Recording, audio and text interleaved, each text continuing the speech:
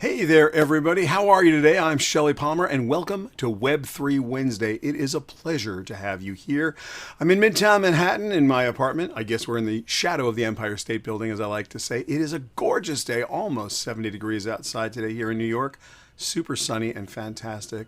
Welcome to everyone, and I'm glad you're here. Please, as we like to say, chat's where it's at. So tell me where you are, tell me what you do, tell each other what you do, and of course, if you have any questions whatsoever, today is an Ask Me Anything kind of Wednesday. We're going to cover a lot of Web3 stuff today. We're going to cover actually a whole lot of stuff. We have a Newhouse School event tonight that I want to tell you about. We're going to talk about Zuck bucks. We're going to talk about the United Kingdom thinking about minting NFTs.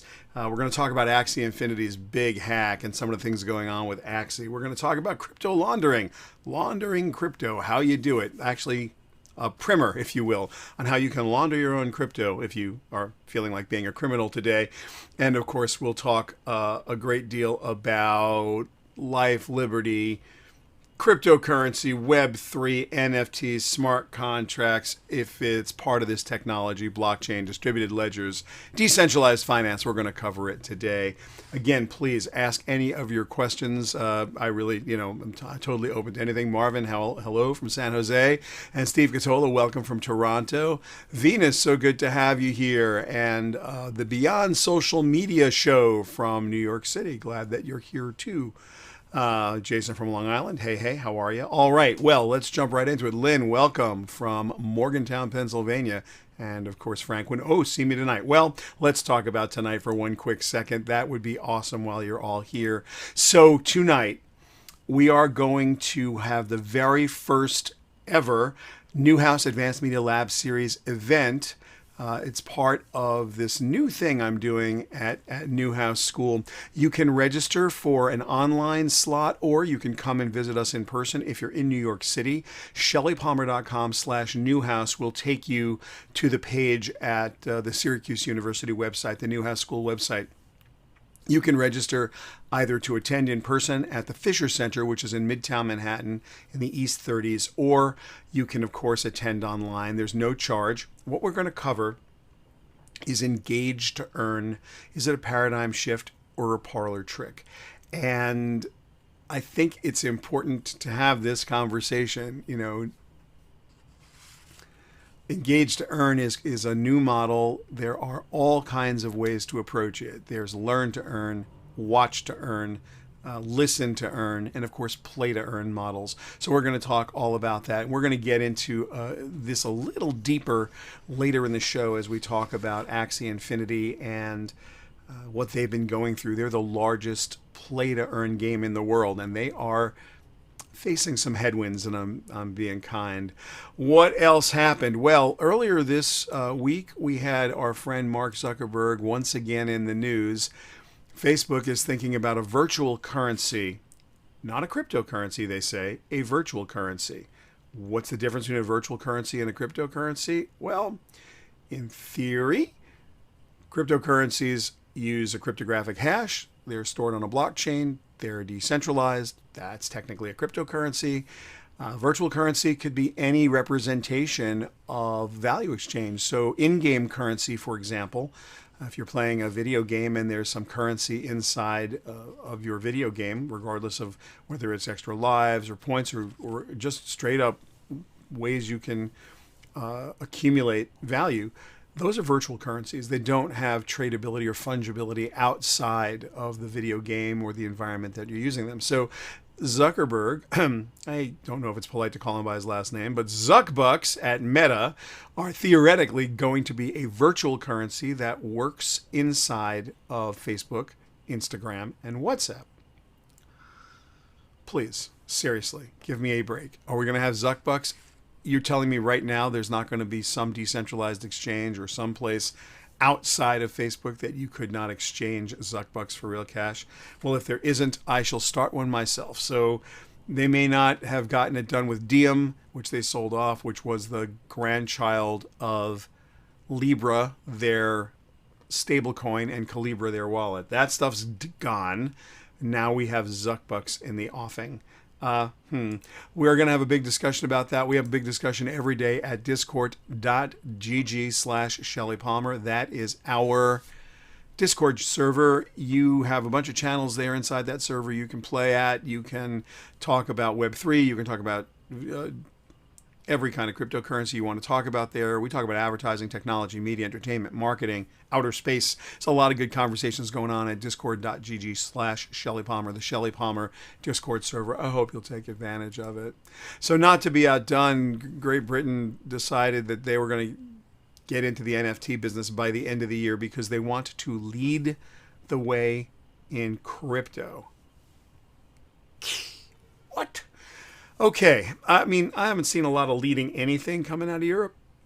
Maybe I'm being unkind, but I just really haven't seen anything come out of Europe that looked like innovation at all. So, especially in this space. So, if Great Britain's going to start minting NFTs and they believe NFTs are the future, that's how you lead. I'll be okay. I just really, they should read my book. I'll do a shameless book promo just for the heck of it while we're waiting. So shameless book promo. This is the shameless book promo. You can go to shellypalmer.com/blockchain. We've got my, both the ebook and the printed version of my book there about blockchain. And I guess Great Britain could learn what crypto is and what NFTs are there. That would be okay. You can also at shellypalmer.com/blockchain, they'll find a whole bunch of free resources that will help you get a handle on what's going on. We're just listing everything that we're paying attention to, and we're giving you good ways to get into it. So I hope you'll do that. Let's see what else is going on. We've got a bunch of questions here. What kind of questions do we have? Let's see. Do I like any of these? We'll get to Axie in a minute. Oh, Ted R. You're killing me. All right, Ted R. Ted R asks, can I start learning on Metacademy yet? I'm almost sad to say the answer to that question is almost.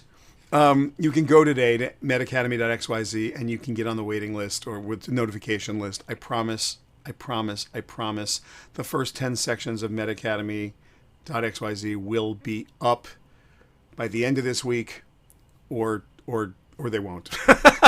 It's just, yeah, it's a little embarrassing. Metacademy.xyz, that's our risk-free, totally free, risk-free place to go and learn about all this. We are trying. It is harder than I thought it was going to be, but we're close. We're very, very close. So Metacademy.xyz, yes, you can absolutely go there and you absolutely can sign up, and we promise we will reach out to you when that happens. What is this? Oh, okay, this is just cute. If Zuck bucks are going to be real, are Shelly bucks next? Thank you. Look, Shelly Coin and Shelly Bucks have been thought about for years, and so far I haven't really had the need. We may start some POAPs, dropping them for you guys. Maybe, we'll start doing attendance tokens or something like that. Metacademy has a whole bunch of tokens, and ultimately we're going to start a DAO there, and we're going to do the whole thing. So there will be Metacademy tokens at some point. Don't know what they're going to be called, but they won't be called Shelly Bucks. Welcome, Tom Herman, and welcome, Chris Hillier. Good to have you all here. All right.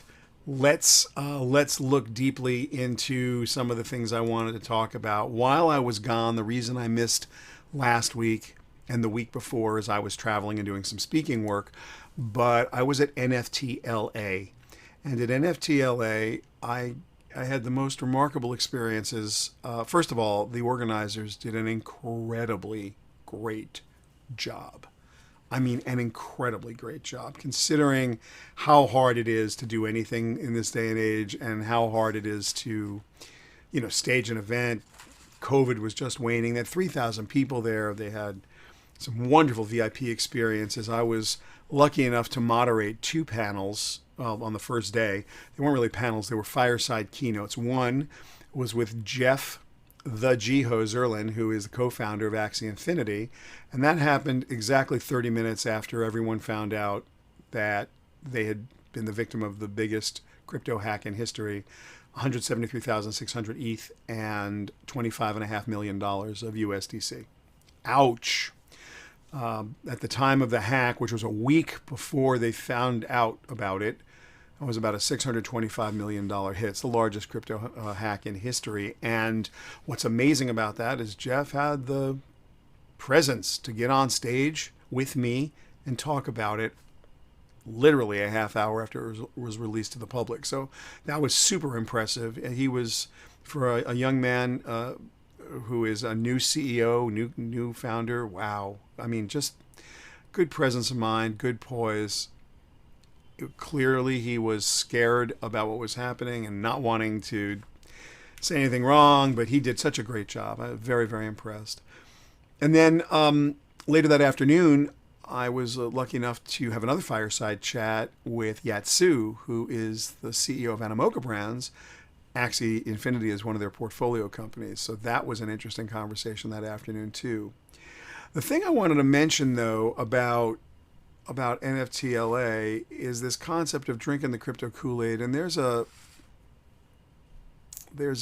blog post I wrote when I came back called Drinking the Crypto Kool-Aid. It's 2 Sundays ago, so you can find it there fairly easily. One of the most interesting things about NFTLA were that there were 2 distinct groups, predators and prey. And I don't mean that in a pejorative way, although it may sound like I'm saying it in a pejorative way. I'm not. There were people there who literally didn't know what they were talking about. They were believers, which I respect, but it was faith-based, purely faith-based, with no science, with no technology, with no understanding of why they were there. They were in a get-rich-quick mode. They believed that the future was around them. Clearly, a lot of people believe that, and it's probably true. But then there were the prey animals, and they were blinded by their belief systems. And then there were the predators. And everyone who was a predator knew they were a predator.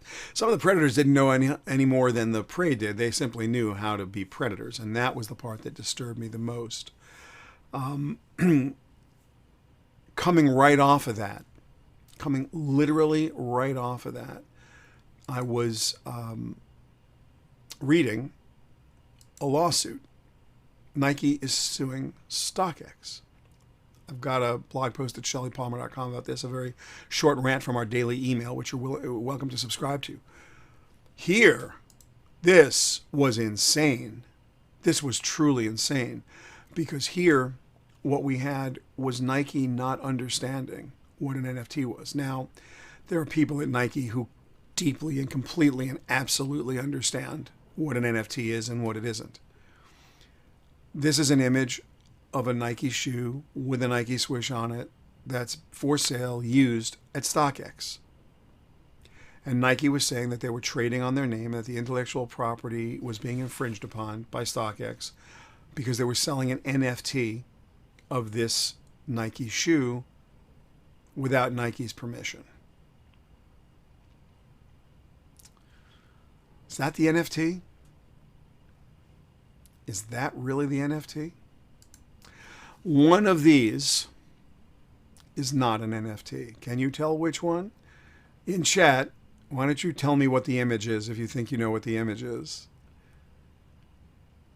And in chat, you can acknowledge the fact that the code, the smart contract, is the NFT. And the image is just a GIF or a JPEG. It's nothing else. The image is referred to by the smart contract. It is pointed to. The image is not the NFT. The image is an image. If you had an video NFT, the video is not the NFT. The smart contract is the NFT. The image, or the video, or the music, or the physical good is not the NFT. It is just the physical manifestation of the thing you have a receipt for that you bought. You go into your home, if you go into a grocery store and you buy a bag of groceries and you check out of the grocery store, you get a receipt. That receipt proves that you own the groceries in the bag. When you walk through the door out to the parking lot to your car, if a security guard were to stop you and say, you, prove to me that you own the groceries in this bag, you would pull out the receipt and you would say, hey, here is my receipt proving that I own these groceries. The code proves that Beeple sold this image to this contract, to this wallet. That's it. This is a contract that says the wallet that paid the money to Beeple has the rights to it. End of story. Nothing else. I mean anything else. It is a receipt. So this, this got really problematic because people are running around thinking they have NFTs and they don't know what they bought. An NFT is a receipt on a ledger. It says that you have ownership. It authenticates your ownership if it's really your ownership. It also could authenticate false ownership if somebody's got a way to defraud you. It'll be an immutable copy of something that's fraudulent. That's just what it is. There's no veracity guaranteed by the blockchain. There's simply consensus of the nodes that this is what was written to the blockchain at that time. So if someone someone writes a lie to the blockchain and everyone agrees that they wrote it, the only thing that's happening is that this block got written to the blockchain, and the NFT is a smart contract. It is a receipt. NFTs can represent a house, a car, artwork, a movie, a piece of a movie, a small video, an image, a JPEG. In the smart contract, there will be a URI or a URL that points to it. At the end of this URL, or this serial number in the real world is what this receipt is for. This item with this serial number. Here's the description. Here's the metadata. It's frightening to me. It's truly frightening to me that people are getting deep into this without really knowing much about it. And when someone says NFTs are fraud, which I heard 50 times after the Axie hack, it's like, no, NFTs aren't fraud. NFTs are smart contracts. So let's get serious about it. Edward O asks a really important question. Let's answer it right now. Edward, this is super important, everybody. Edward says, aren't CryptoPunk images inside the NFT? There are some very, very small, compact, pixel-based NFTs that are small enough and to be economically stored in the metadata of the smart contract. That is true. The vast majority of NFTs, the smart contracts that are the NFTs on Polygon or the Ethereum blockchain, do not contain anything more than a URL or a URI pointing to either a content ID on IPFS, the Interplanetary File System, which is a distributed database, or another peer-to-peer database like that, or an AWS bucket or an Azure bucket, or some image stored in a cloud, accessible cloud at a URL, something stored, literally at a server that can serve it to you. So that's the, yes, you're right. There are a de minimis number of NFTs, literally a de minimis numbers of NFTs that contain tiny bits of artwork. But it's far from the norm. And the reason it's far from the norm is that blockchains are particularly bad places to store stuff. It's expensive to write. The blocks are of limited size, and it's just not economical to do. Hey there, Charlie from Grand Teuton Press. We're glad that you're here. Welcome from Detroit. And Laura, welcome. Let's see. And so Edward, thank you for that. You're right. There are a de minimis number of NFTs that contain very small pieces of artwork, but they are far from the rule. They are much more the exception. So now we got to ask ourselves a question. You got Axie Infinity hacked for $625 million. This is a pretty solid hack. This is the largest hack we've ever seen. All right, what happened? What happened is that there's a trilemma in all blockchain transactions, and that is scale, security, speed, pick any two. You can have any two. It's like good, fast, or cheap, pick any two. Scale, stability, security, speed, pick any two. If something is really, really, really, really large and you want it really fast, security is going to be thrown out the window. If you want something really secure and really large, then you're not going to be able to do it fast. This is the trilemma, and everyone understands it. It's sort of the rocket fuel problem or the battery problem in an electric truck. You have an electric truck, you need a bigger battery. You have a bigger battery, you need more power. You have more power, you need a bigger, like you just need more. Bigger rocket, more fuel. More fuel weighs more, you need a bigger rocket. Now you have a bigger rocket, you need more fuel. At a certain point, you're trying to find the optimal situation here. Well, Axie was having a real problem. The real problem was the game was growing just like crazy. And they were on the Ethereum mainnet, and they were just getting killed with gas fees. You have to buy 3 Axies to buy into the game. It's like buying a stake in a poker game. You had to literally buy in, and it was expensive, and it took a long time. So they decided they were going to build a side chain. They were going to build their own layer 2 solution, which would be faster and of larger scale, just able to handle the speed and the scale that they needed. Of course, when you have speed and scale, you know the one that's left out is security. So what did they do? They had validator nodes in this proof of stake Ronin bridge. And this is where people were putting their ETH as they bought in. So, first of all, there were 173,600 ETH sitting in one location. Okay. And 25.5 million USDC tokens as well. Crazy. All in one place. There were 9 validator nodes. You needed 5 of 9. Not 8 of 9. Not 9 of 9. You needed 5 of 9 to validate. The hackers stole the private keys or obtained the private keys from 5 of the nodes. They social engineered their way through it. Hacked their way through it. They got them. All they needed was 5 and 9 nodes. They drained 173,600 ETH and $25.5 million out of that wallet. Speed, scale, security. Pick any 2. What could have been done to mitigate this? Well, 8 of 9 would have been harder than 5 of 9 for sure. That would have been higher security. And having multiple wallets, or did they really need $590 or $600 million of ETH sitting in one place? That's hard to really understand. So what's happened since then is pretty interesting, because they went out and they raised $150 million. Binance led the round because most of this money was money that players was player money, to be fair. Then all of a sudden this week we start to see the whole economy start to crash. Now the economy's been of Axie Infinity has been in question for a while now. It's been a volatile economy because every time that you see an article written about Axie Infinity, every time you see a panel about it, or whenever you see a survey about it, what you mostly see are people saying the number one thing they love about Axie Infinity is that they can earn money while playing. So something they would do free anyway, they would play a game anyway, they could earn money. Somewhere down that list is how much fun the game is.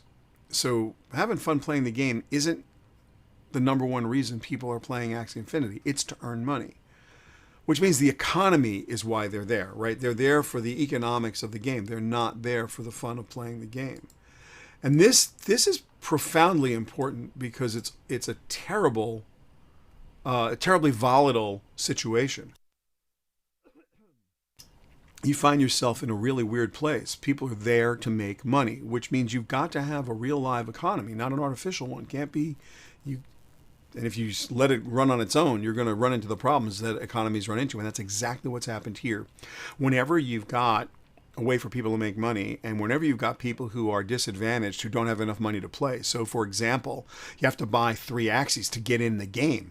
Okay, awesome. I got to get 3 Axies to get in the game. I don't have the money. Someone's going to loan me the money. So we're going to see mechanisms where people can loan and stake players who have time but don't have money. That's exactly what happened. So they're called scholarships, and scholars, there's their own in-game nomenclature for this. But at the end of the day, there are people that bought Axies with the intent, Axie NFTs, with intent of renting those out to players and either just charging rent or taking a cut of the earnings, or any number of ways that you can think of creating derivative products in and around this idea of cash flows. I have a bunch of NFTs. You're going to rent them from me. I'm going to lease them to you. I'm going to give them to you on a share of earnings. Any way you can invent a financial model, you will invent. That's, people are super creative. Well, this week, they're running for the hills. So we're seeing an awful lot more people trying to rent Axies, or the NFTs that represent Axies, than we are people willing to rent them, or lease them, or use them, or buy them. And the economy is crashing, and it is crashing hard. And this is something I think we need to watch very carefully. This is very different from some of the other things we're going to cover tonight at the Newhouse School Learn to Earn event or Engage to Earn event. Here tonight, we're going to be thinking deeply about what is watch to earn, what is listen to earn, what is learn to earn, what is what is it? What are they? What are the best ways to do them? What are the right tokenomics around them? What are the right communities to do them with? Oh, the chat looks like it's really lit up here. So what do we got? Nike logo on the picture. I'll put this up. I don't know that it's going to be easy for you to read because it's a lot of words. But let's see what Monica has asked. You guys can all read it. I hope you can read that. I'm going to read it over here. The Nike logo on a picture that is distributed in any way is a violation of Nike's trademark. True. The substance of what they were protecting was correct. True.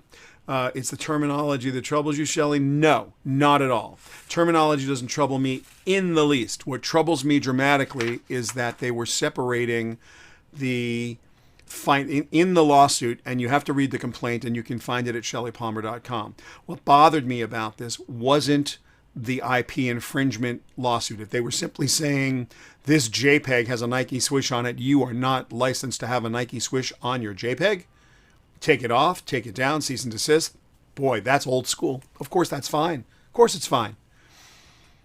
They were saying that StockX was somehow being enriched by the NFT, and they believed that the NFT was the JPEG. And if you read the lawsuit, they have no way of separating one from the other. And so when they're asking you to cease and desist or take something down, what are you taking down? The NFT is a receipt on a blockchain. I can take away all of the JPEG files. The NFTs are there forever. I guess I could fork the chain, or I could burn the NFTs by going in and writing a transaction that burned the NFTs. I guess I could, but then I'm going to have to go get the people that have already bought them. What do I do to them? That's their property. They have a receipt for it. I'm burning their receipt. Hi, you spent X dollars for this, and now I'm invalidating it. That's another lawsuit. It's a very, very weird thing that the lawyers were saying. And so, yes, the terminology, the nomenclature was definitely a little bit screwy. But the more important part of that, Monica, and by the way, it's early days. I'm not faulting anybody. I just laughed about it. It's like, wow, if you're going to go to a court of competent jurisdiction, you're going to go before a judge and you're going to file a complaint and you're going to say, and I want a writ that says these people have to cease and desist. You should know what it is you're asking them to cease and desist doing. That's all. And they didn't. And I thought that was really funny. I mean, not really funny, but it was kind of funny. I mean, yeah, it was, yeah, actually, no, it was really funny. I'm going to say it was really funny. So in the time left over, what I want to talk about today is the aftermath of the Axie Infinity hack. Now, I love to talk about this stuff is hiding in plain sight, right? When you think about it, you do a blockchain transaction of any kind. I spend crypto, I earn crypto, I receive crypto, I send it to you. The nature of all cryptocurrency, the nature of every NFT purchase that is custodial, where I get custody of my NFT, is that the transaction is written to a blockchain somewhere. Most of the time, it's the Ethereum mainnet. There's a lot of smart contracts written to the Polygon network. There are other really nice solutions out there that are public blockchains, dozens of them, but none are more popular than Ethereum and Polygon. You can go to the Polygon Explorer, you can go to the Ethereum Explorer, and you can go look at every transaction ever done. You got some ETH, that transaction's on the Ethereum mainnet. It was written there. A miner wrote the block with proof of work up to now.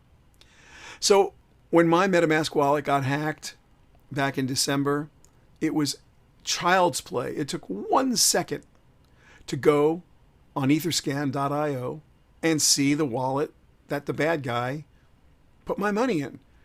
Took it from my wallet, put it in his wallet. We don't know how he got it out of my wallet. That's going to be a mystery for a while. It's still a mystery. But we see where it is. Same thing with the 173,600 ETH that were taken from the Axie Infinity Treasury. You can see the wallet it went to. It's right there.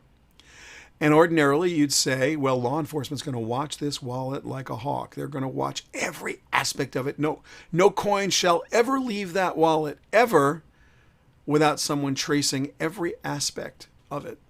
And I say that a lot because most of us are not hackers, and most of us do enjoy a private transaction once in a while. You know, you walking down the street, if you're me, and I decide, you know what, that soft pretzel, I'm living in New York City. I'm walking down the street, the pretzel vendor's got a pretzel.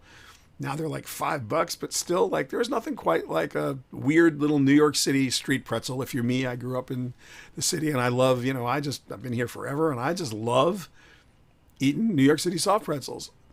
There's no one in the world I want to know that I'm having a between meal snack of a New York City soft pretzel that's this big.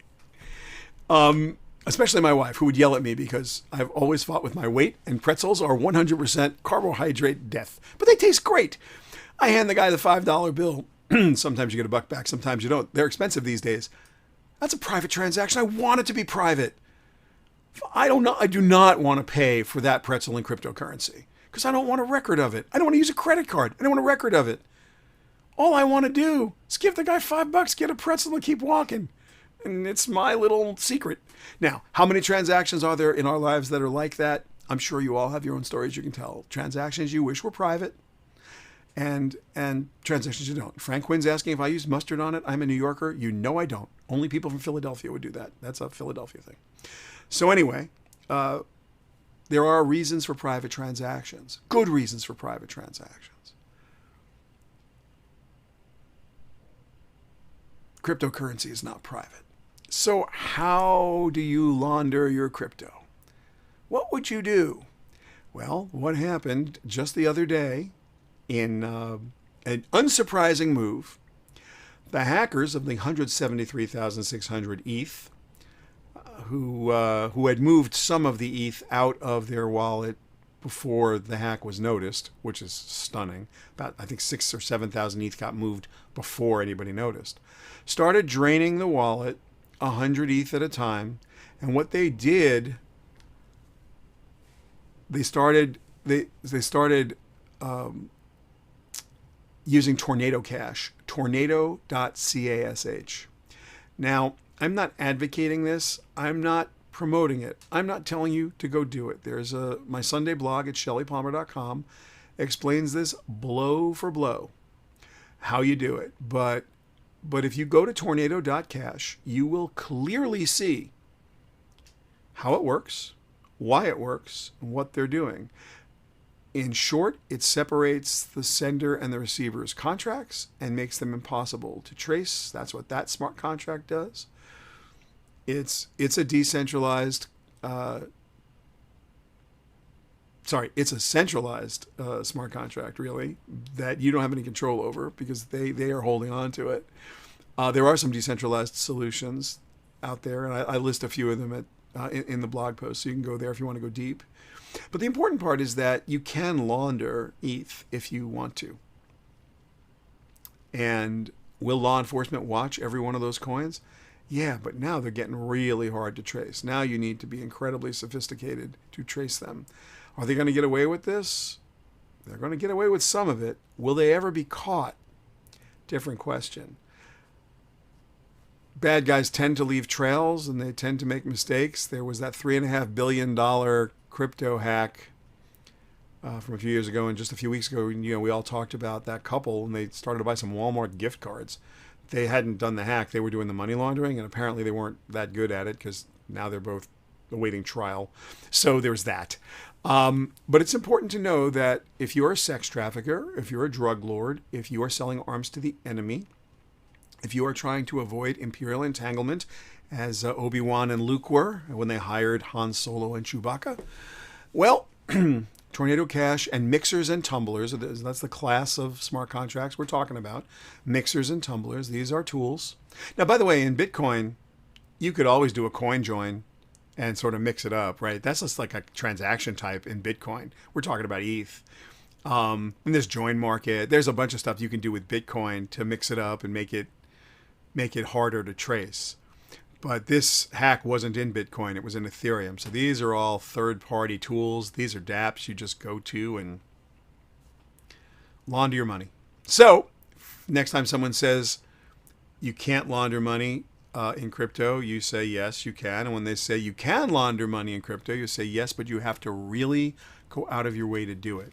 So the difference here is that unlike a credit card transaction or a check you write, which I would need a subpoena to see, I don't need a subpoena to see your Bitcoin or your Ethereum or your DOT or your Matic or your ADA or any of the other 16,000 cryptocurrencies.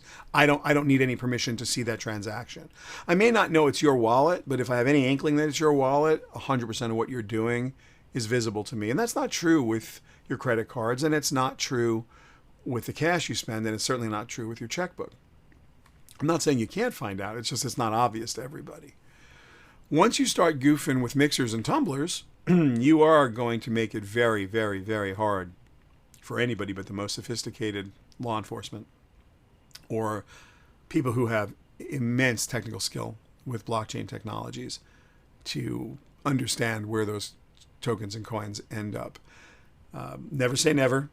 And I'm not sure that this isn't going to show up, but I did want to clarify for everybody that the hackers have started to move the money. And that's unusual. When OpenSea was hacked a few weeks ago, and with the Wyvern vulnerability, the hackers returned most of the crypto. So I mean it's just interesting. What do we got here? For something like play to earn, assuming the games aren't, or let's just put this up for everyone to see. This is from Marvin M. For something like play to earn, assuming the games were fun and the reason for playing, what is the business model for the payments? Is it advertising? Oh, Marvin, good question. I like that question. Yeah, so no, the model is kind of interesting. The model with play to earn is that you spend time and engage with the game, and for that you are remunerated in-game tokens.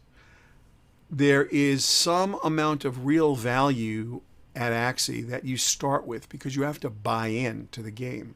So it's like staking yourself in a poker game. You have to actually stake. You just have to stake your gameplay, and then you can battle people and win. You can do certain. You used to be able to just grind at Axie Infinity and just get money, but I don't think you can do that anymore. I think they stopped that a couple months ago. Now you actually have to win battles and there's some skill involved. It's not just grinding on the game all day long. Because it used to be you just sat there long enough, you'd earn some Axies. They have a couple different currencies inside the game. I don't play it often. I just play it for my own knowledge to understand it. There's the AXS or Axis token. There's the SLP token, my initials. That's for simple love potion, slow love potion, something love potion. And then there's Rons from the Ronin Bridge. There's a bunch of different currencies, and you earn them in different ways. Like I said, I play once in a while just so that I can personally understand it and talk about it. I'm not someone who would ordinarily be game playing. Tom Herman says it's somewhere between multi-level marketing and a Ponzi scheme. I think that's 100% right, and they say it's 100% wrong. Like if you ask the GHO, if you ask the people at Axie, they're going to tell you, no, this is a game, and it's a really nice economic model, and there's a game economy here. And it's like, is there? Economies are really fragile, right? And I think we're going to learn this, and I'm not a scholar when it comes to monetary policy, although my book is in the monetary policy section, and I don't want to profess in any way to be an expert in monetary policy or the economics of value exchange. But one of the things that you hear over and over again, and that I deeply believe, and that has been proven to me time and time and time again. So it feels like it's a testable hypothesis. It's been empirically tested many times by many people.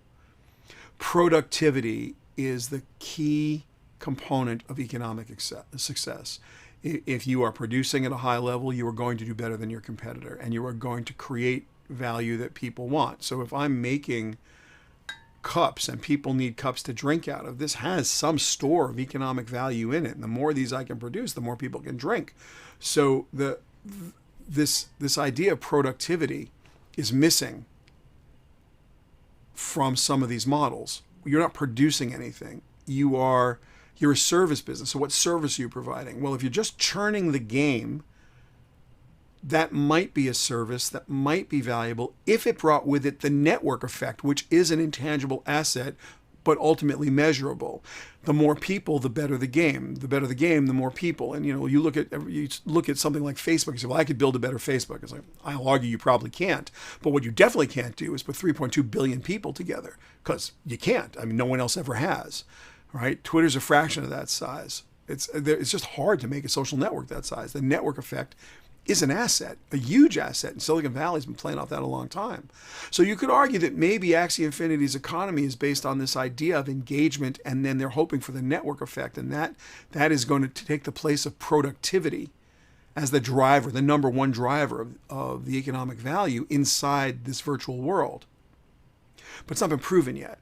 And if it is true that you can do that, if that is the economic driver, then if you miss your growth numbers, or if you don't quite get where you need to go, you're going to get hurt. And if you need to see a real world example of that, look at the quarterly earnings report from Netflix when they missed their growth numbers. Look at the quarterly earnings report and what happened to the share price of Facebook when they missed their growth numbers. You're a growth company, and network effect is one of the key metrics of your organization, and you miss, yikes. The street's going to hammer you. So what happened here is that Axie missed their numbers. The hack may or may not have anything to do with it. They're missing their numbers. And if you're missing your numbers and the value's not getting created, then what really happens?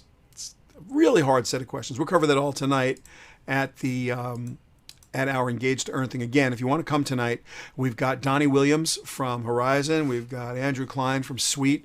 I've got Zach Seward, the editor-in-chief of CoinDesk, and we're all going to talk about this in a wonderful panel discussion. I'll do a quick level set, and then we're going to go deep. ShellyPalmer.com/newhouse will get you to the Syracuse site where you can register. You can go online, or you can come in person. If you're in New York City, it's at the Fisher Center. I hope you'll join us. The last thing that I want to talk about today is something that I think I think I'm not seeing enough about right now. This is still going on every day. And I know everybody's tired of hearing about it, and I know it's 24 hours a day on CNN, and people are turning it off. These people are dying, and they are in exile, and it's horrifying. This site, ShellyPalmer.com/Ukraine, this link will take you to NBC's vetted site of charities that the social responsibility group at NBCU have vetted. Please, if you can, donate generously to the charity of your choice. These people are they're dying. They're literally dying, and they need your help. I've got a question here. What was the site, though? Well, the site for tonight is ShellyPalmer.com/newhouse. So again, I hope you'll join us tonight. And just to throw this right back up on the screen just one last time, please, if you can. This is a horrible situation, and we no matter how bad your day was today, your day wasn't as bad as having to leave everything that you love in the universe behind, including possibly your husband, and hope that he doesn't get killed, and when you come home, you'll still have a home. It's horrifying, and I hope you can help. With that, I'm going to say to you that this is my favorite time of every week. I love being here with you guys. There's heavy topics today. Axie Infinity kind of going south, and a lot of craziness going on with the crypto business and people not understanding, but we can understand. We can invent the future we want to live in. We can do this. We can have a lot of fun with it. So, come join the Discord server and hang out with us. Send me an email if you want. You guys all know how to find me. And I will see all of you next week. I am really, really excited. Oh, wait, maybe I won't. I might be in Florida doing something crazy and exciting.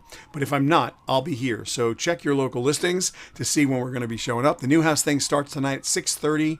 We're going to start with cocktails and adult frosty beverages and Skittles and beer. And then we're going to, from 7 to 8, we're going to have the panel and then another half hour in networking. So if you're coming online, you can come at 7. If you are coming in person, please come whenever.